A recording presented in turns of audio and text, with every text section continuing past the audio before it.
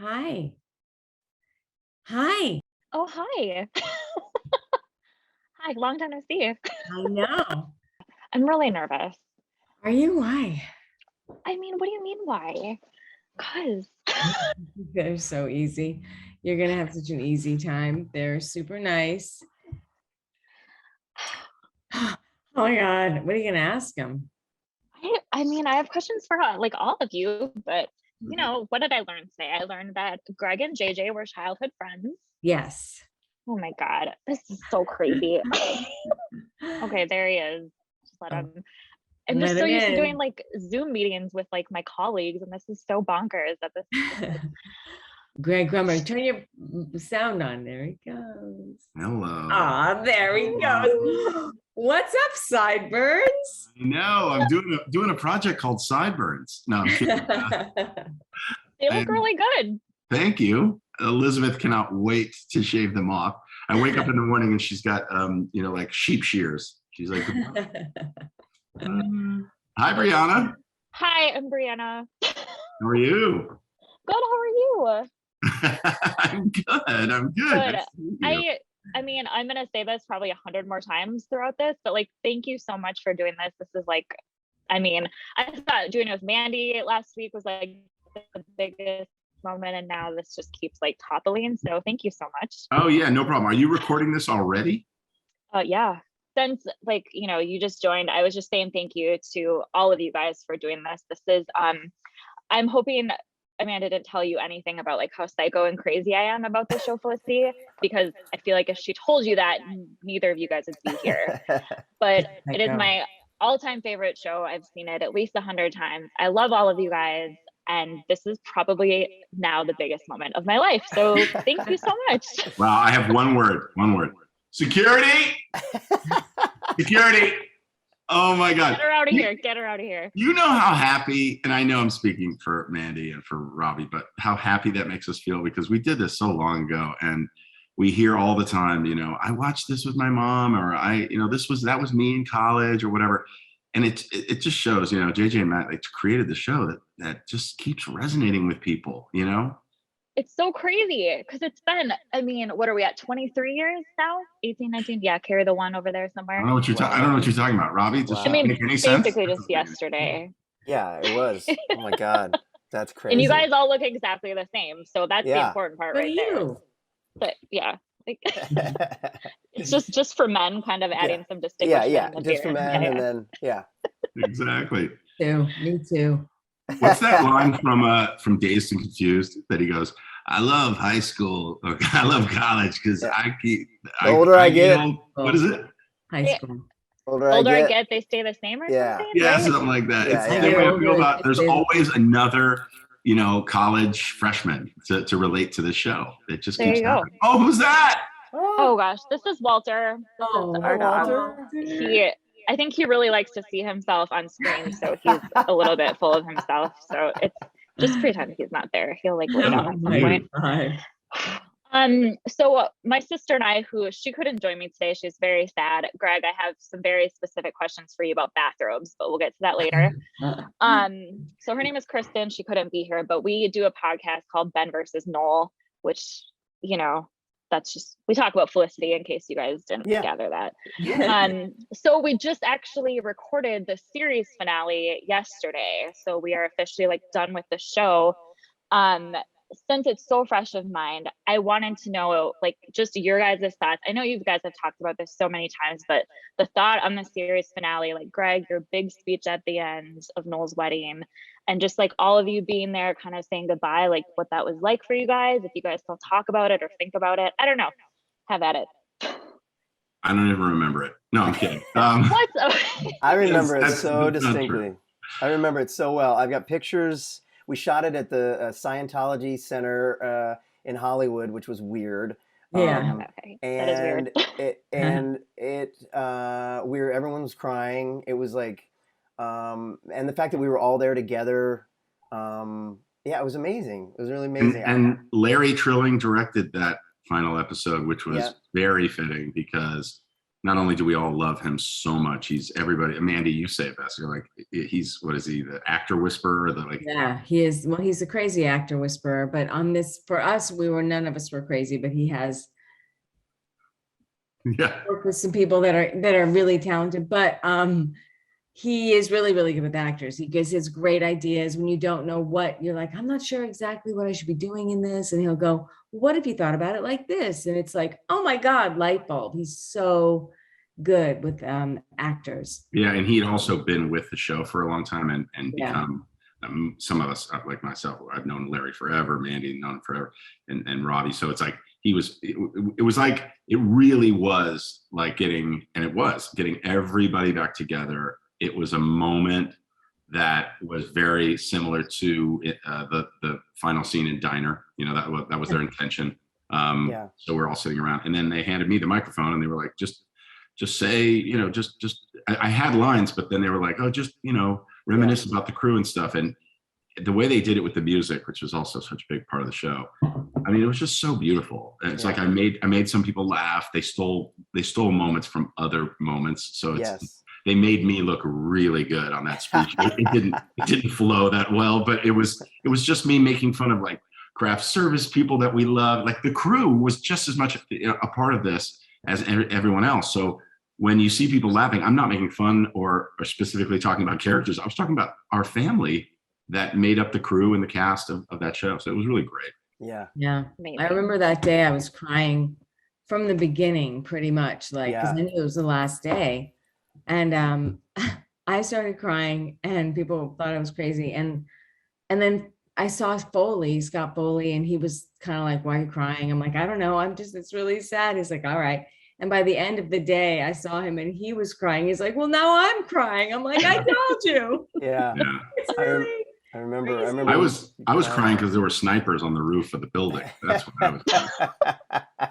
Well, what was weird is it was a Scientology Celebrity Center, and which you never go in, but we had rented out the gazebo there, and that's where the wedding was. And I remember Greg and I were sort of off to the side, like talking about, wonder what it's like inside the actual building. And then like some representatives just like appear and we're like, would you like a tour? And we're like, but to be more specific, it was me and you and Speedy. Speedy was, you know, Speedman was like paying attention and not, but whatever. But Robbie and I are sitting there. It was the far corner of the outdoor area, the garden, like close to the street. And we're sitting there in our makeup chairs or standing, I can't remember. And we were like, I remember saying, I think this was a house, or you said, I think this was a house. Some woman lived here back in the day. Like, look at this place. It's crazy. But we said it at a volume that only we could hear. Yeah. So there clearly are microphones everywhere. And then they walked out and they were like, would you like a tour? Join us. Yeah. So that's when I became a Scientologist. Yeah. I think that's how they get everybody, right? They're just always listening and always watching. But yeah, I have pictures actually. It's funny because like it's sign of the times, but you couldn't take pictures with your phone, right? Oh yeah, no, it was right. So I had like one of those little Sony digital cameras and taking pictures. You remember this, guys? And we would do this thing where I'd make you go like and take a picture, and so the picture would come out like it was really making us laugh. I have that. I have weird doing that face of both of you and Carrie and Donald Faison and Foley and Steven. Yeah, it's so good. Oh man, should have had that like frame behind you or something. I know. I should send you some of the pictures and you can see them. Are you talking? Can I just take? I was talking to you, Brianna. Can I go off on a tangent real quick and just say that, Robbie, your new solo songs, I'm just so excited, dude. Oh, thanks, man. So good. It's on my list, but let's talk about it. Awesome. Thank you. You're going on you kind of just released your first solo single, Elevator. Yeah. Talk about it. So I've been in this band called Loud and Swain since Felicity times. But I'd never done stuff solo, and I'd written a lot of material. I write for the band, but in the band it kind of takes it's the band, right? It's the band gets together and plays on it, but I've never really seen something through to the end, something that I wrote. And so in January this year I went to Nashville and recorded a bunch of music, and I'm gonna release the whole album in January. So now I'm just releasing a couple singles, but yeah, the first one came out last week. I'm really excited about it because it's music I would listen to. So yeah, and I've listened to it a few Great. I times. can't wait. It's like cool, like coffee shop, like I don't know. I really like it. thank you. It's my jam. It's my kind of music, and I That's really like awesome. it. Thank God, otherwise this would have been really awkward. I know, totally, You right? know, like screamo metal or something. Yeah. You're like, I'd never listened to death metal before, but yeah. So no, it's I'm really proud of it. So it's on Spotify and iTunes if people want to check it out.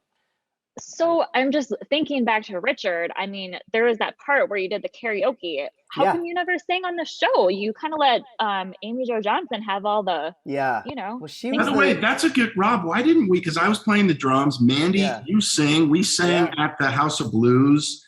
I don't understand why we didn't do this on the show. Yeah, the closest I ever got was karaoke singing Rick Springfield. I remember that they said, "What song would you want to sing?" And I was like, "Jesse's Girl," without a doubt, Jesse's Girl. But yeah, besides that, I never sang on the show. Yeah, we did. They asked me if I wanted to be in a band, the character, and I said no. Because Meghan would totally be in a band. Yeah, death metal band. It's too much though. Like you had it the felt really underground gimmicky thing. to me. It just felt really like jumping the shark, as we talked about. It just felt really like, really?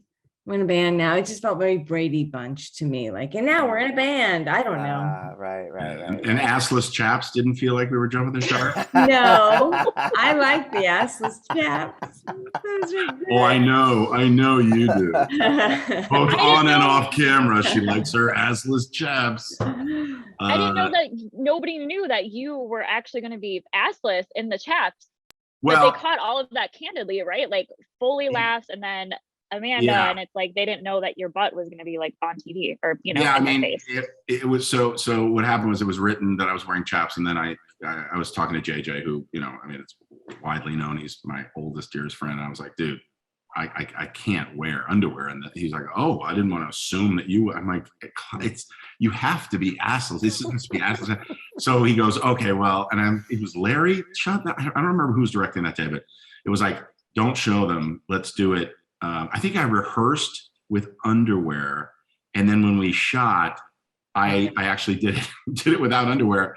And we didn't have a beauty filter to take out all the craters in my butt. So when you see the assless chaps, it's me. No, but that was the best.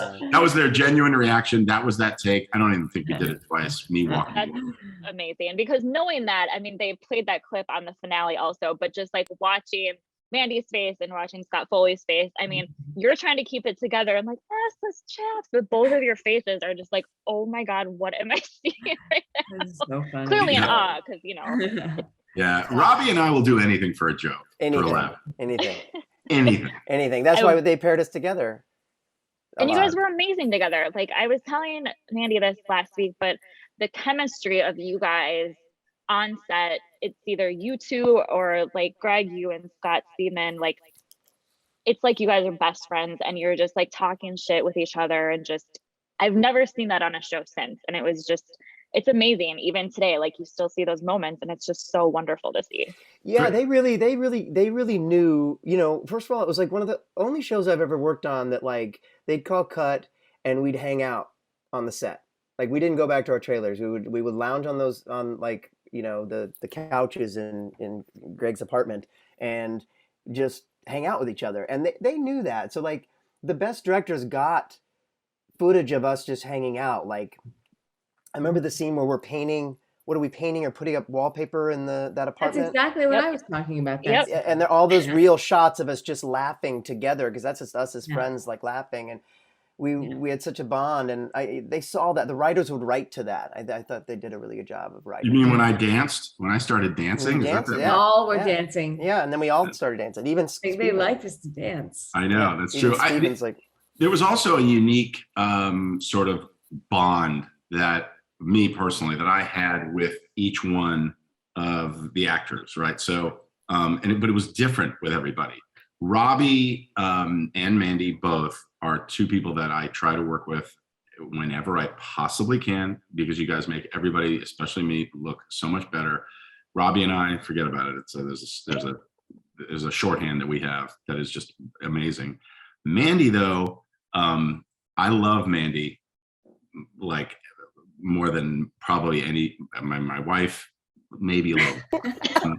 I honestly have known Mandy forever. Yeah. So it was, first of all, I was like, oh, we're a couple. I guess know. I'm gonna get to kiss this person that I love so much.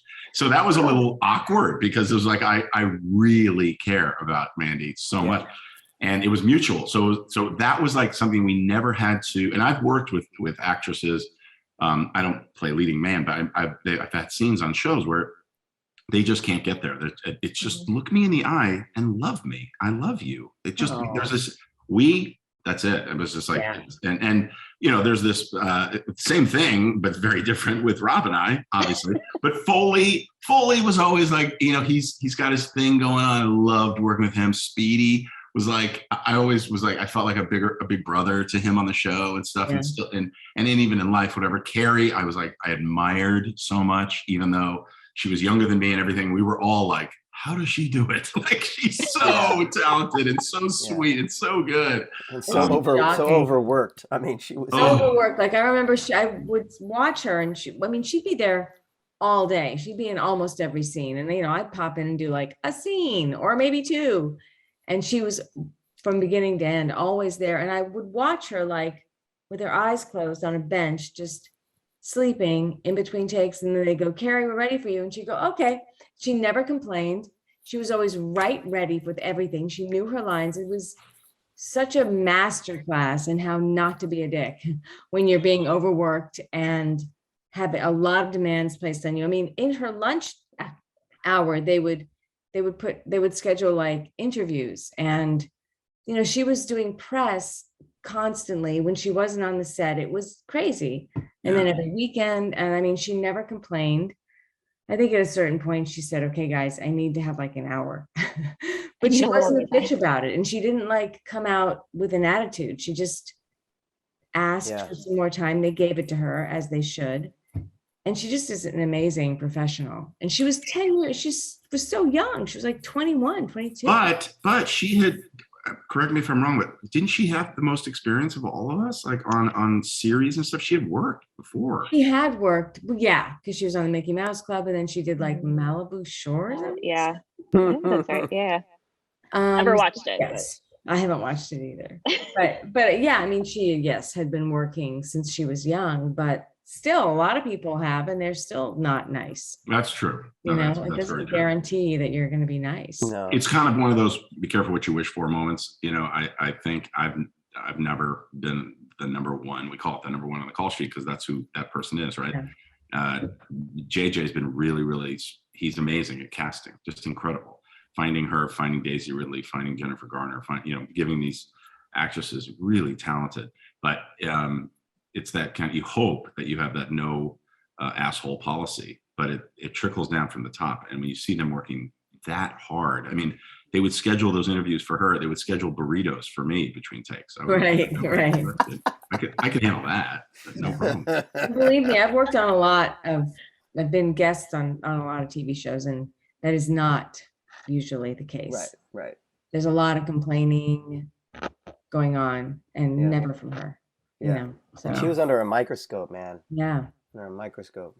Yeah. Well, and you think about that era too. I mean, it's the 90s, it's the late 90s. Like you guys said, like cell phones weren't a thing, social media wasn't really a thing. So just I think about these younger actresses and actors coming up now and the scrutiny that they're under, because everything you do, like somebody has a phone, somebody's going to capture something, somebody's going to tweet something, and just how like much of a mind fuck that has to be for people. Like I can't even imagine.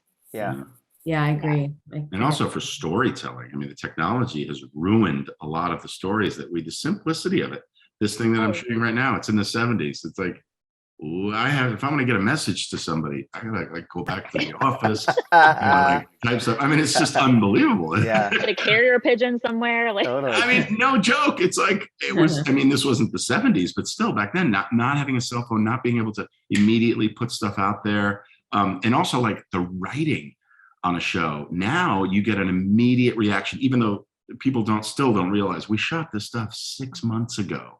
you know, so they're like, could you fix the thing? It's like, no, that's the way Robbie speaks. We can't change that.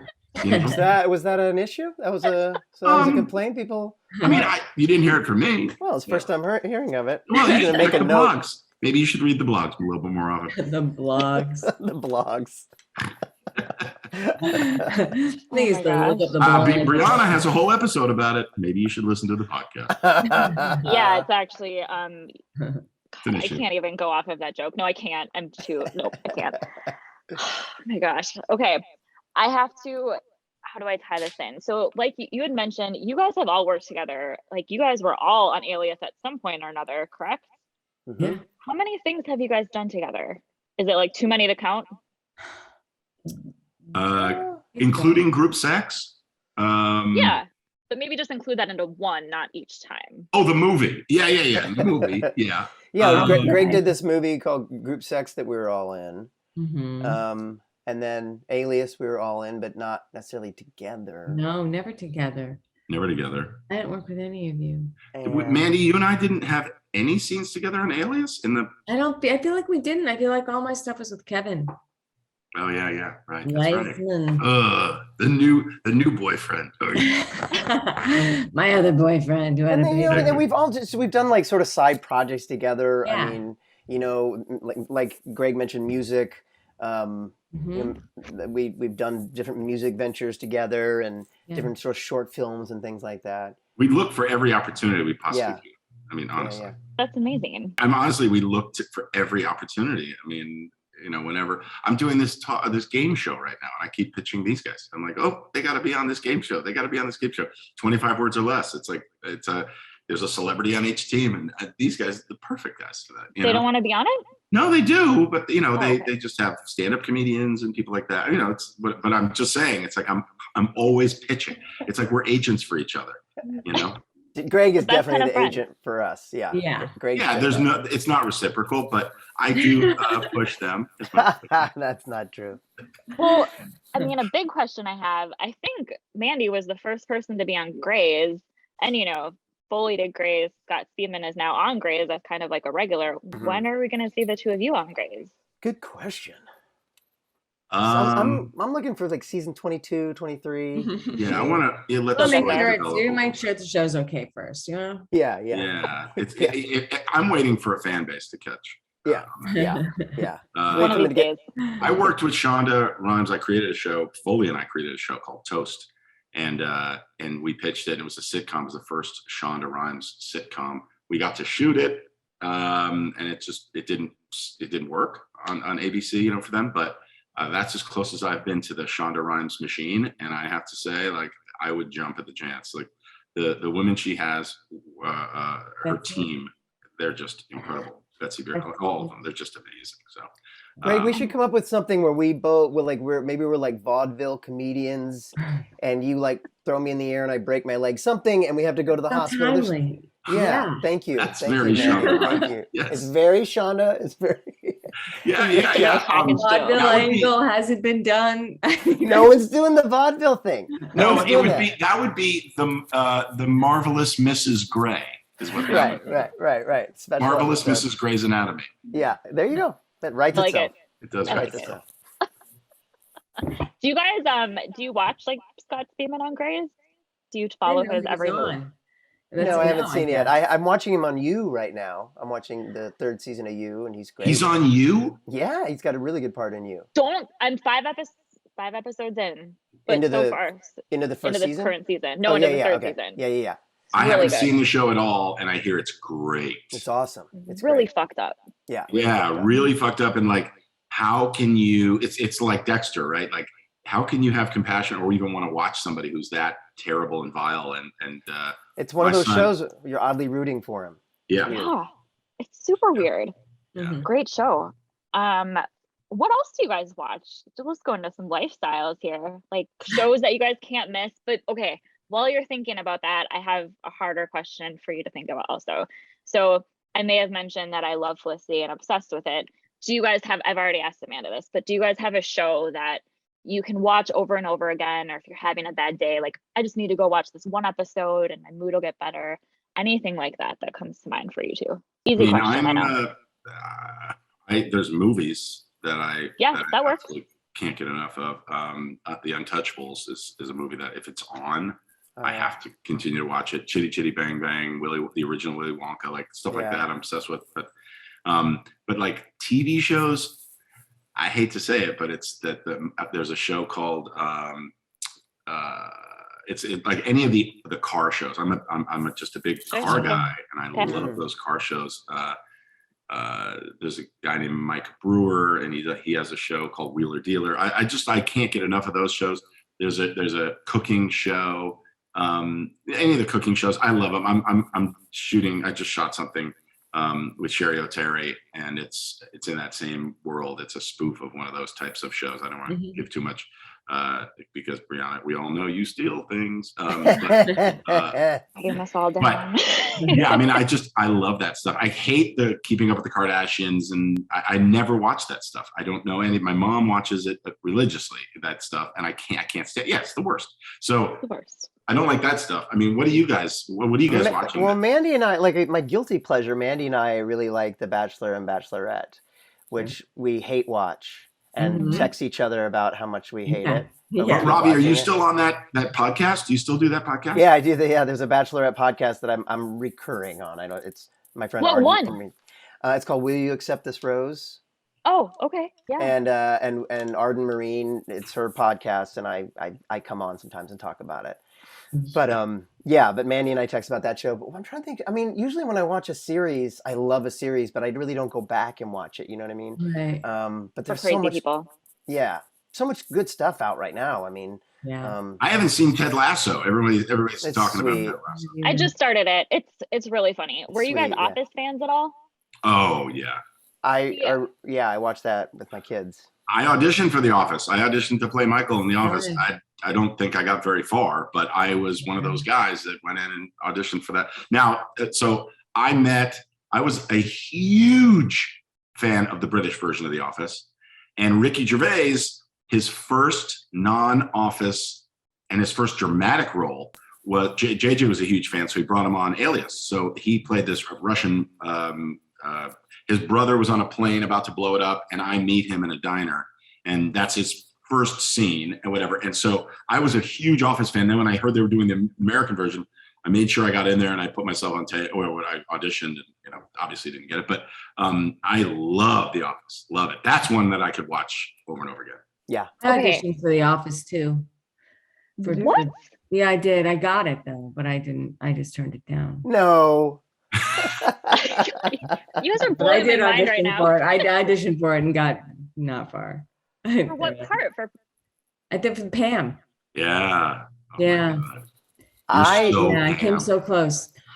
I didn't audition for it because I was doing a series at the time that lasted 4 episodes on NBC called Come to Papa with the comedian Tom Papa.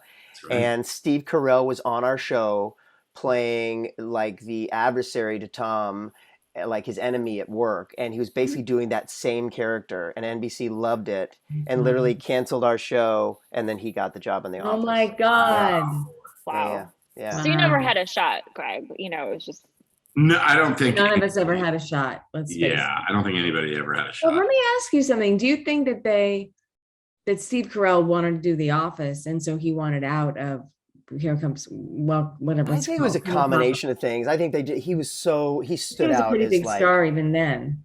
And he stood. No, he'd only done The Daily Show. The Daily Show. Yeah, he was star from The Daily Show, but he hadn't really done any of his movies or anything yet. And then he was doing that part on this show, and he was so funny. He really stood out on our show. It was like so funny, and I think they loved it. It was clear that he was the star, and the show was not great. And so there's like canceled it, and then so I don't know, all that played into whatever happened to him. I don't know. It's really sad. I heard he was like bagging groceries, or I don't know what. It's really sad. Steve Carell. He had a real rough go of it. Yeah, having a hard time. A lot of these shows, you just like Friends. I mean, I auditioned for Friends. And these things that you go, people are like, did that role get away from you? It's like, no, didn't get it. What did you audition for on Friends? I mean, Ross. Yeah, that was you know. And I remember Schwimmer, I had an audition for a show, I forgot the name of it, but it was best audition I've ever had. When Eddie asked me, what was the greatest audition? It was to play Henry Winkler's son on the show. And I went in, and the last line of the scene, first of all, I go in and they're like, Henry's going to read with you. And I was like, oh my God, and Henry Winkler was there. And then they said the last line of the scene is, I'll be in my room. And I walk away. So I'm yelling at my dad, right? And so I say, I'm going to my room. And I turn, and he goes, wait, you're going to your room? And I realized, oh my God, we're going to be improvising. And it was just in the room with whatever at the studio. And it was, we went on and on for I don't know, another 2 minutes, 3 minutes. And now Henry's become a really good friend, and I've worked with him a bunch, but not a bunch, but I've worked with him. And so, I mean, but anyway, Schwimmer got that part as his son. And the way Schwimmer tells it, he hated the experience, just the sitcom, and he said no to friends. They wanted him. It's the same thing. It's like Robbie talks about, they see Steve Carell, they're like, oh, he'd be good for that. I mean, if you're a smart network executive, you're like, oh, she was great on that show, let's put her on that show. Yeah. You already kind of got your people in your mind that you want to get, and just hope you can get them, and kind of already pre-picked where you have people audition, but you just don't really have a chance. Yeah. They do that a lot. They already have somebody in mind, and they have auditions anyway, and then that's kind of shitty. I mean, it's shitty sometimes. It's shitty sometimes. Well, it's shitty in that you work really hard as an actor, and you do your best, and you go in and give a great audition, but you never had a shot. Yeah. But sometimes, like this happened to me with Grey's Anatomy, because I auditioned for the pilot. I wanted it so bad, and I tested, but I didn't get it because they kept offering it. Like they offered it to Sandra Oh, and she got it. Or they offered it to, who's the woman who plays the lead? Ellen Pompeo. Pompeo. Yeah, so I had gone in to read for that. And on my way there, my manager called and said, oh, they cast it. And I said, okay, well, I never got this message because I loved it so much. And so I went in and auditioned, and it went so well. And they were like, hey, did your manager talk to you? I'm like, no. And they were like, oh, well, can you come back and read for this other part, which was the Sandra Oh part? So I did that. I was supposed to test the night before. They were like, they offered it to Sandra Oh. So I went in and tested for the woman who was, I forget her name. She plays the head of the hospital. Oh my gosh, I can't think of her name. I can't either. Kevin Weissman? Chandra Wilson. Yes.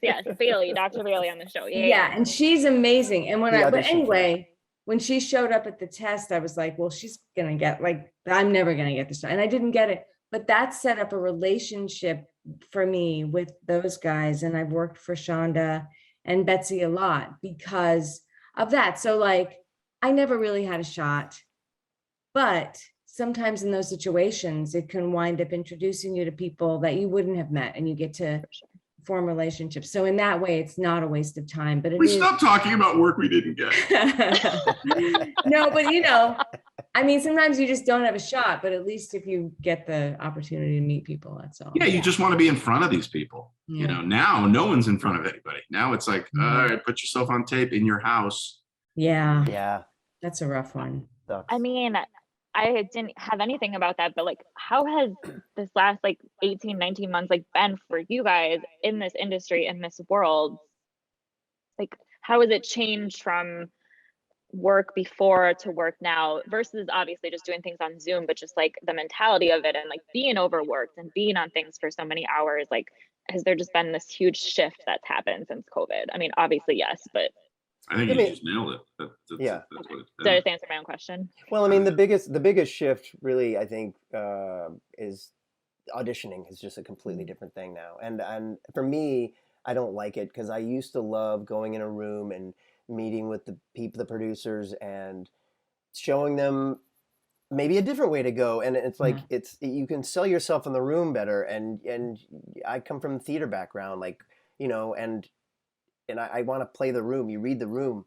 But now, because of technology and COVID and everything else, you're putting yourself on tape. So you're kind of sending it out into the ether, and you have no vibe of what the room is. And if they don't like it, if you're in the room but they like you, they'll give you a note. And you can sense that they don't like it. Yeah. Right. But now it's you got one shot. And if you don't do it well, that's it. Or you're not exactly right. So It's a lot trickier. We try, especially the three of us, like we make a choice, right? They talk about actors, make a choice, just make a choice. It could be the absolute wrong choice. While you're in the room and you're like, and hi, you're doing it this way or whatever, some stupid way. You were great in that. It's so, and you use that. You're like, okay, well that didn't work. If you don't have that opportunity, can you imagine they're watching a tape and they're like, what the hell is he doing?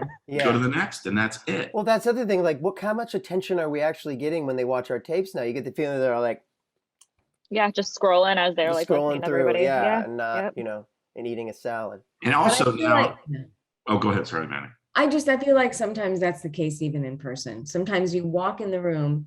I walked in the room for this Adam Carolla sitcom. And I walked in the room to play his wife, and I was not hot enough. So I walked in the room and I could see him just go and dismiss me. And like that happens sometimes. You just walk in the room and they go, no. And then you're done anyway. You might as well just leave. I should have just left. So I mean, it happens. And now they're testing people. So the testing process was really nerve-wracking. And even in person, I tested for something, and you're on Zoom and you're in the waiting room and they're watching other people, and you don't know how many people. I just did this for NCIS Hawaii, and I all of a sudden, a few months ago, and I come on the screen, and they're like, I didn't know who was the director. They didn't introduce themselves to me, nothing. And there's like 18, all I see is 6 people here, and then I see it says 18 people in the room. I'm like, holy shit, there's all these people watching me. I had a Hawaiian shirt. I had like charactered myself up, which I did for the original audition I sent in, and they loved it enough to bring me back. Or maybe it was like, oh, it's Greg Grunberg. We know him from this show or that show, so let's just bring him back. I came on. The first thing I heard from a voice from somewhere else was, can you take off the fucking Hawaii shirt? Oh, God. Take that shit off. Literally those words, not even, hey, Greg, whatever. I was like, oh, yeah. I'm like, okay, well, I had this before. So now all of a sudden, now I'm flop sweat mode. Now I'm like, oh my God, they hate me. And then I had a line where, because I'm reading this book, this Chinese book, and I'm like, and then I'm supposed to read some of and I just went, Bing Ao Ding Dong Dao Ging Gong Gai. And then the director comes on, and he's Chinese. And I was like, oh my God. And a really nice guy. And I was like, oh God, dude, I'm so sorry. I'm so sorry. And he goes, yeah, that was pretty bad. That was pretty bad. And I said, no. Oh my God, Greg.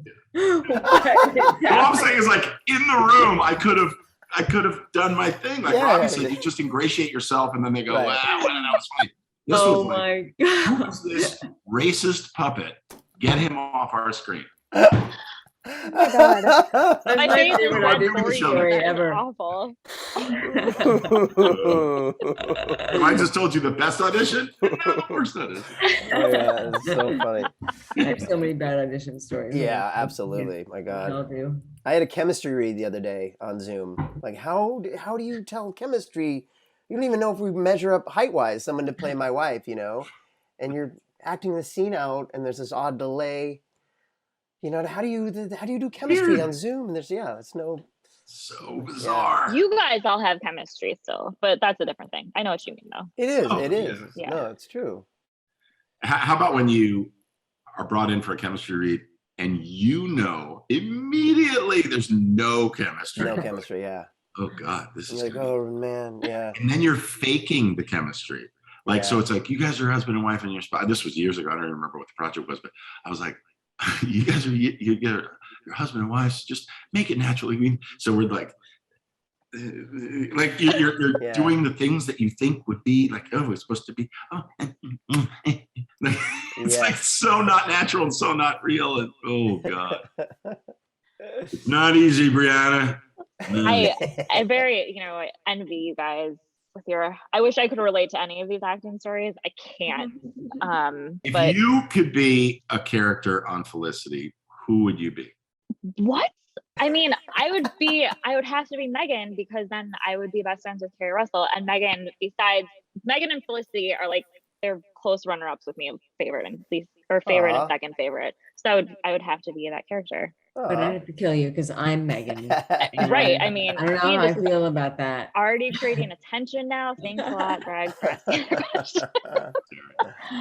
Okay, I'm gonna give you a hard one. You guys, what was your, all three of you, favorite scenes you guys did together? Anything that comes to mind? I already answered. So these two. Yep, yeah, that's true. You already answered that question? I did on Yeah. the last podcast. That's Yeah, right, on your clearly own. you guys haven't listened to my podcast yet, Yeah, which is sorry. fine. But I sent it to both of them, and I think. Oh, I Robbie know did. mine. I know I mine. And surprisingly, sorry, Robbie, if you're gonna say No, something. go for it. No, mine was so the three of us, we were, and I love being this peripheral character, right? And eventually on a show like this, they're going to get to writing you something really important. I mean, Robbie had a great story. Mandy and I obviously had great stuff together. Yeah. But Mandy was a really big part of this. When I found out I had testicular cancer on the show, that for me, like that scene when the doctor, I'm just in such denial. I just left Mandy and she's like, well, you forced me to go to the doctor or something great. And then I'm in there and I'm just like optimistic and it's on the doctor and then it's on me. You hear the doctor and I'm not saying anything, but it's all in my face. And I'm just like, what are you talking about? I love that. Like I watch that back and I go, okay, that was awesome. And then that was the other times, anything with Ian, I just love. So, Yeah. But that stuff, that serious stuff, giving me a real great storyline and having Mandy there with me was just everything. It was such an important, do you guys remember Josh Claytonfeld? You remember that guy, right? Well, School of Fish, remember that band? Robbie? Yeah. Well, he died of testicular cancer and he was wow. like 30. Yeah. Wow. Yeah. Oh, wow. Yeah. So it's important because you can get it when you're very young and you don't know. Yeah. I have such fond memories of the group scenes, I mentioned the wallpaper scene and that's what I mentioned. That was my scene. Yeah. I think. Yes. That was such a fun party. It was like we were having a party and graduation, like moments we were all together. Thanksgiving. The wedding, Thanksgiving. Those two, yeah. But then there were two weddings. What was the first wedding? It was Javier's wedding. Yeah. Javier's wedding. I remember that. Well, that wasn't a real wedding. That was a cake. That was just a partnership making wedding. Exactly. Come on. Back in the 90s. But one of my favorite, like sort of acting memories. They did eventually give me great stuff to do, like the whole virgin story, and you thought I was gay. Yeah, that was so. And good. you lost your V card to Tyra Banks. Tyra Banks, yeah, I know, it's amazing. But that first season, some of them, like the first moments of kind of finding that character, like I just have really like specific memories of like the time that Noel and I were roommates and he went out with Felicity and he comes back and I think I'm shirtless, but I have a robe on. And I'm like, where have you been? I've been worried sick. Mother, yep. Yeah, like I'm a mother. I like that stuff was so fun to me to do. I have to say documentary stuff for me was great too because I got to interact with everyone. Yeah. That was super fun. Robbie, I remember the line when you had the line, I'm going to get you. Yeah. I'm going to get your ass. Yeah. Was that line? But I'm going to report you. I'm going to report you. I'm going to report you. I'm going to report your ass. Yeah. It was so funny because the line reading was not what you expected. Right. So memorable and so funny. Yeah. I love that. I have to, were you supposed to be, Robbie, were you supposed to be a regular or were you like a one episode and then you had this great chemistry and great interaction and they kept bringing you back? Yeah, it was that. That was just a one-off. All of us. Yeah. All of us. I started out, JJ was like, yeah, I mean, okay. I remember because I begged and pleaded, right? Matt and JJ, my oldest, dearest friends. And I said, I have to be on the show. You guys, I have to be on the show. I can't do Rolaids commercials forever. You got to give me a break. And they were like, well, I mean, you're too old. There's no way. I'm like, well, what about? And then JJ and I were living together. And I have, as these guys will tell you, crazy business ideas. And so Sean came out of that. Like that was why all those ideas came, because I was looking for a business idea. I still do to this day. I'm like, I could do that. I could do that. Totally. And especially as an actor looking for a way to supplement the income while I'm not working. And so, but that first episode, I come downstairs and I'm like, who stole my idea book? And I remember the first take, I came downstairs and I was like, who stole my idea book? And JJ Who comes up to stole me. my idea book? Yeah, it was totally like that. I hadn't seen the show. Show hadn't aired. And he was like, whispered in my ear. He was like, you're on a completely different show. And I was like, what? And then I realized even the scenes when we're this close, the two faces are this close to each other. Everybody, you know, like Speedman, I couldn't hear him. I never could hear him. What do you mean? His volume. Yeah, his volume. He seems like a real low talker. Yeah, he's a mumbler. He's a mumbler, an adorable mumbler. But we used to joke about that, and also every scene started with, "Can I talk to you for a second?" It doesn't happen. Does anyone do that in life? Have you ever gone into a room with a bunch of people and said to like one person, "Can I talk to you for a second?" Like, who does that? It's so awkward. It is awkward. Hey. There should be a Felicity drinking game. It's, can I talk to you for a second? And anytime somebody says, hey, you be wasted by about 3 minutes into the I know, it's so true. It's so my God. I have to ask this question about bathrobes.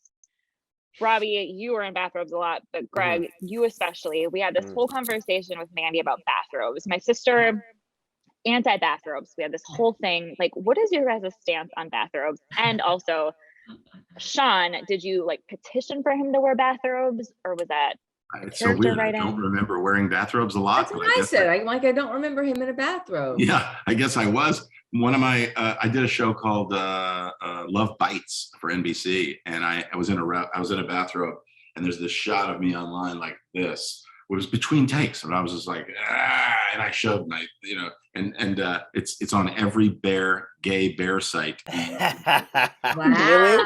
Oh yeah, and that picture. Then they take the bottom half of me, and there's a naked pictures everywhere. I wasn't naked, but they used somebody else's. Oh my God! Not very flattering. But anyway, the robe thing. First of all, and robes in general. Yeah. Oh my God! The cutest dog ever. No, that dog is so cute. Look at Walter. Hi. Walter. Robes, I think, are completely unnecessary. I don't get them. I don't understand them. It's like, what, you didn't get enough of a towel? You have to now wear a clothing version of a towel? I don't. And by the way, I just watched. Oh, you want to know what my obsession is right now? You guys must watch the Playboy, the making of Playboy and Hugh Hefner.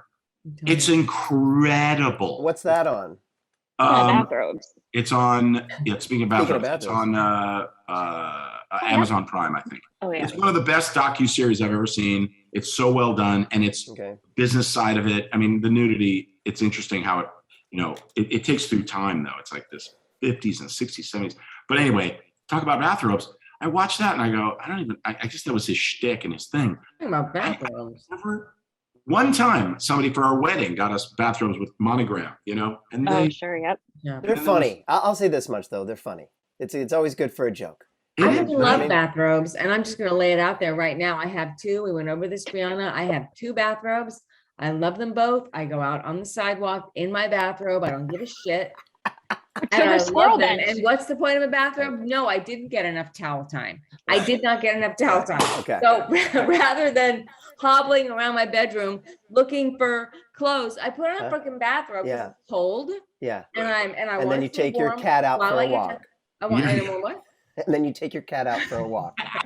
I feed the squirrels and I feed the crows. And yes, I wear a bathrobe, and I'm so pro bathrobe, and all y'all can suck it. All right. They're also so thick. Like bathrobes, I'm just not necessarily. You're not looking at the right bathrobe. That's true. Maybe I should look into silk bathrobes. A silk bathrobe. Robbie, can I borrow one of your silk bathrobes? Sure you may. Thank you. Is there a Loudon Swain bathrobe? Yeah. Or maybe now you have a solo bathrobe. I do. With my face on it. Oh man, that's hilarious. Cool. Yeah, they are funny. Right. They're funny. A character in a bathrobe is always funny to me. Always. Jim Gaffigan, you guys know that comedian. He does like a bit about bathrobes. Like if you see somebody outside wearing a bathrobe, you look like you escaped from a loony bin. So that's just what I think about. There you go. That's how I feel.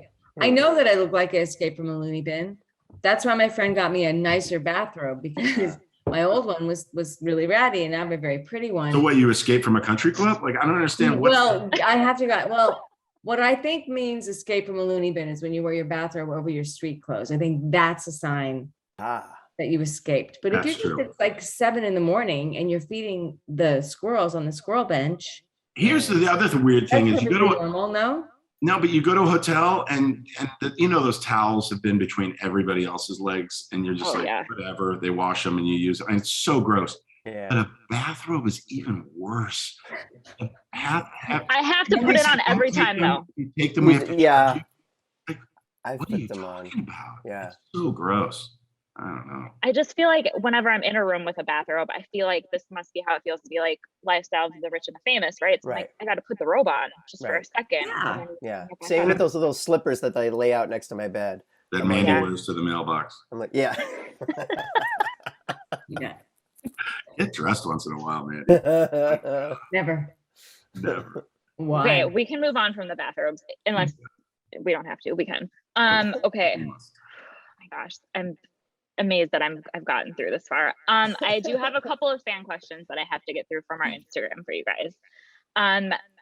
During the documentary, the reference to Star Trek, was that planned or improv? I think when you guys are doing the whole, do you remember that? Gosh, I don't. Just make it up. Improv. I would imagine it was not improv because they, JJ was a fan and they might have written that in. I remember my character had a reference to Doctor Who at one point. Like I was a big Doctor Who fan. That's how I bonded with. I mean, Robbie and I did a lot. We did do a bunch of improv when we were doing documentary, but they didn't use it. Like I remember there would be a bunch of stuff, and we'd be like, "Oh, that was so funny!" And I know in the editor room they're like, "I don't even need to see it." No, we got what we wrote. They also wrote such natural, great dialogue and things. I think it was more how we shot. The thing that was interesting is like we shot those, Robbie, remember? And the IATSE came down and said, no, you can't hold the camera. That's a union. Right. So I had to then be behind Mike May, who was one of our camera guys. I had to like be behind Mike, almost like I was on a motorcycle with him, holding on to him. And then so I had to be right next to that box or right next to the camera as if I was holding it. So then it became kind of a little bit more difficult to hold. But the character, like my stuff, my instincts of going here or there, or Robbie leaning in and holding the. I was the boom operator. It was great. All that stuff was really, really great. I love it. Yeah, super fun. Ooh, okay, Robbie, this one's for you. How do you felt about a Richard and Elena romance, especially in season 4? Like you and Elena kind of had some, like you touched her boobs at one point, or and then she hit me and gave me a black eye. Yeah. There was some. It was interesting that they paired us together a lot in those later seasons. The blackout episode, I remember her and I were together, and I kind of liked that. That was a fun episode where the lights went out. Remember that, Mandy? Yeah. And I agree.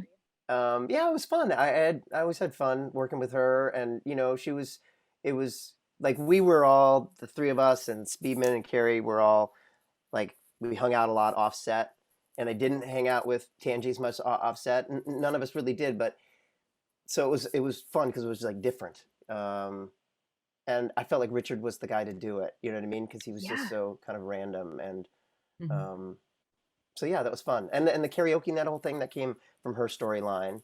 Yep. And what's his name from Keenan? Yep. Yeah. He was the Forest. Thompson. Yeah. I didn't know he wore a fat suit during those episodes.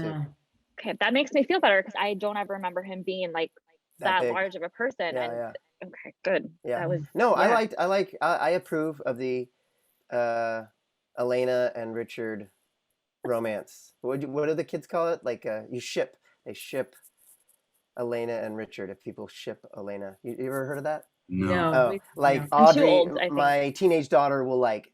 She's like, I totally ship them, and it's like in your imagination they're a couple. Ship stands for relationship. Like they have a relationship. Oh, I ship them. I ship them. I don't really give a shit, to be honest. Yeah, the cutting down of the words, it's becoming like a really big thing now where people will just cut off a word. Yeah. Can you imagine back how much fun they would have had with that? Like if you think about all of that, the shortening, the WTF and whatever, all that stuff. My kids, I mean, they're older now. My youngest is 18, but like he'll send me a response on text, and I'll be like, what does that mean? Yeah, I don't know totally. what that Oh my means. God, yeah. And then It's a whole different language. they make fun of me because of my responses. They're like, oh my God, I can't believe. Even if I say LOL, they're like, oh my God, I can't believe Dad said. How about Robbie? How about I left you a voicemail? They're like, What? Yeah. what is that? It's not even set up.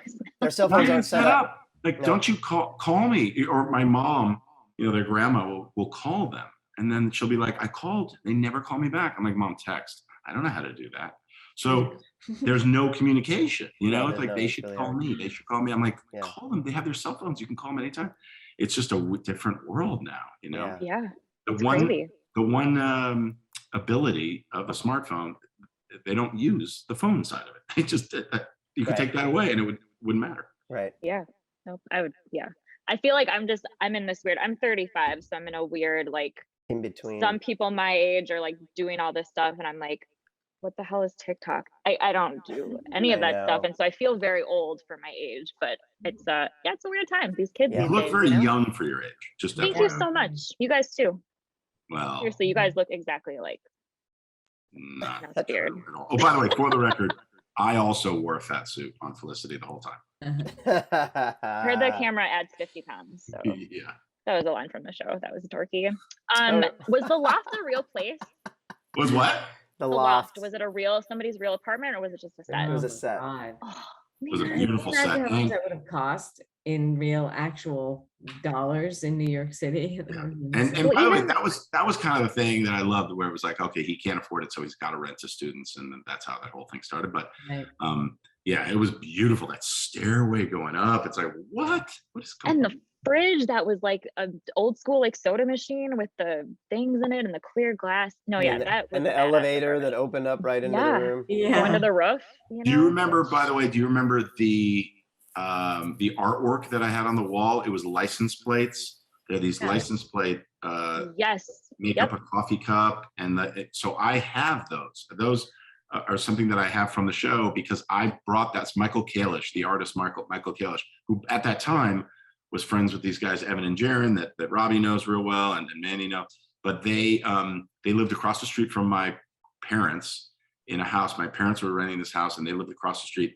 And he was their artist friend, and he would be working on this license plate art in the garage. I get to know them. They're really sweet guys, and he was really nice. And I said, this is really cool stuff. Let me see if I can get it on the show. So I got on the show, and of course, the camera department hated it because if you shine a light at there's a reflective surface there, so they had to avoid that. But anyway, so it was on the show. I don't know if it ever helped him. He's now a massive artist. Like his stuff is huge. But I bought that, and I bought this flag that we have in our house. We've had them forever. So I love stealing shit. Did you guys steal anything else from the show? Yeah. I swear to God, I have that written down as a question. So yes, please tell me all of the things you stole. I didn't steal it, but the prop. You have the painting, right? Like do you still have it? And if so, I'm going to show you what I stole. Hold on. I'm going to show you what I stole.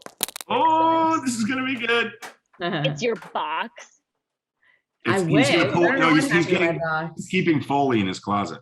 I can't find it. I recently moved, so I can't find it. But I have the free pizza Fridays.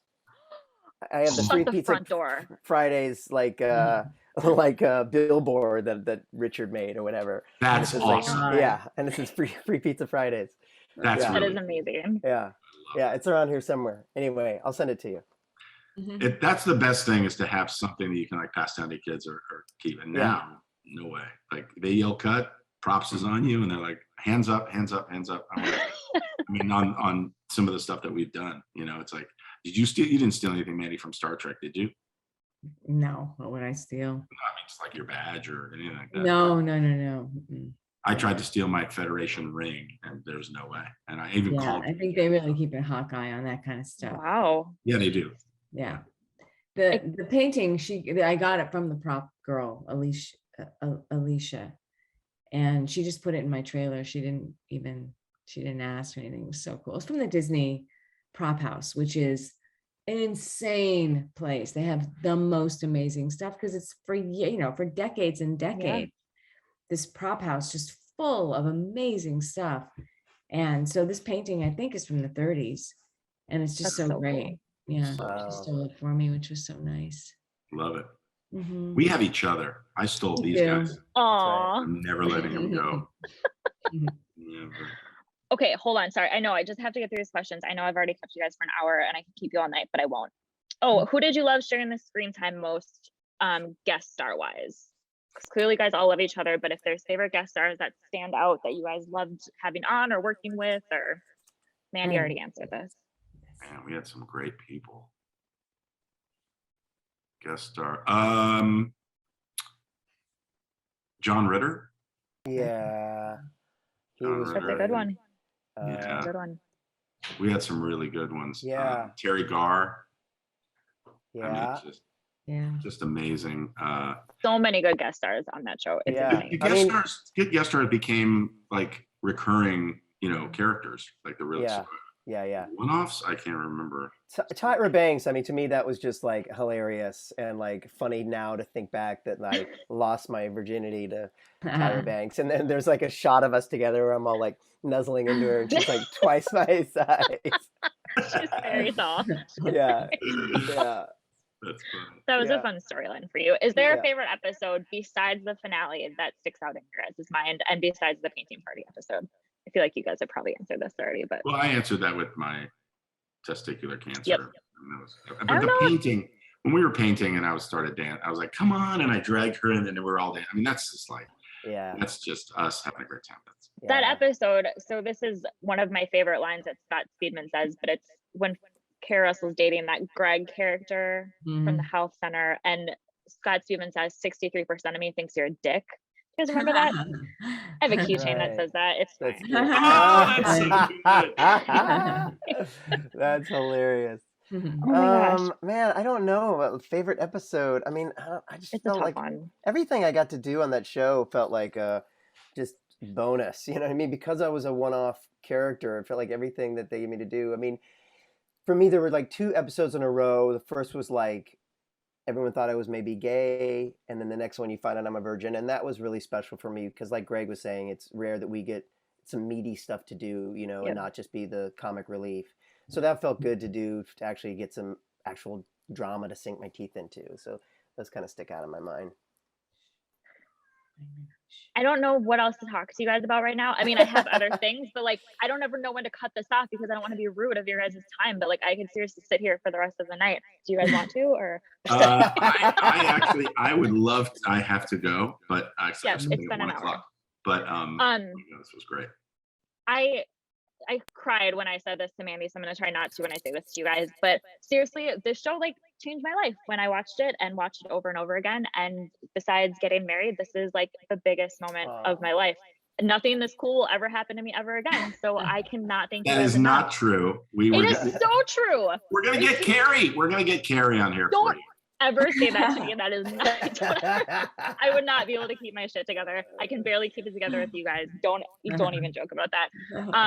But no, every time I see you guys in anything, I'm like, oh my gosh, it's Sean, or oh my gosh, it's Richard, or oh my gosh, it's Meghan. And you guys will forever be these characters that have meant so much to me and so much to so many other people. And you guys taking this time, it's mind blowing. And you guys are the nicest and so appreciative.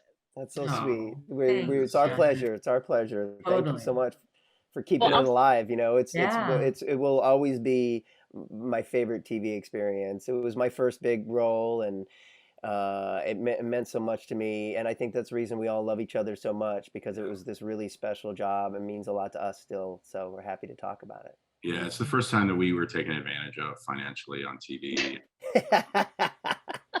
I think that's what bonds us.